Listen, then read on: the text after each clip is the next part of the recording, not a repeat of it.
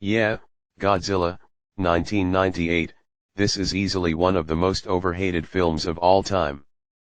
But I can mostly ignore the hate it has gotten over years, and this a film I pretty much enjoy. After all, I am not a Godzilla fan, and the only Godzilla films I have watched are Godzilla 1954, this film, Godzilla 2014 and King of the Monsters. I have also watched the 1990s Godzilla cartoon and played a few games like Godzilla Save the Earth. The story goes as follows: thanks to a series of French atomic bombs tests in the South Pacific Ocean, a giant irradiated iguana makes its way to Manhattan, leaving behind trail of death and destruction.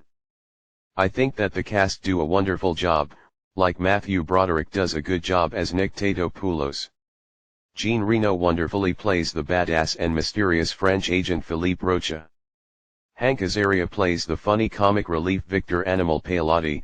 Maria Pitillo was alright as Audrey Timmons, and I enjoyed Kevin Dunn's stern Colonel Hicks. People often say that the acting is bad, but I personally think that it's good and have seen far worse acting in other films. The visual presentation of the film, at least for the time, is fantastic, with a nice blend miniatures, practical effects, and CGI. Unlike most people, I didn't mind the design of Godzilla and thought it was pretty good. Surely, people were alright with Michael Bay making the Ninja Turtles look like Shrek, but everyone loses their minds when Roland Emmerich redesigns Godzilla. Patrick Tatopoulos is a great creature effects designer, though not up to the likes of H.R. Giger and Stan Winston. The action scenes, like Godzilla vs. the submarines and the taxi chase, were intense and fantastic. David Arnold's score is fantastic and features great songs like Come With Me by Puff Daddy and No Shelter by Rage Against the Machine. Speaking of Roland Emmerich, I feel like he is director who gets way too much hate.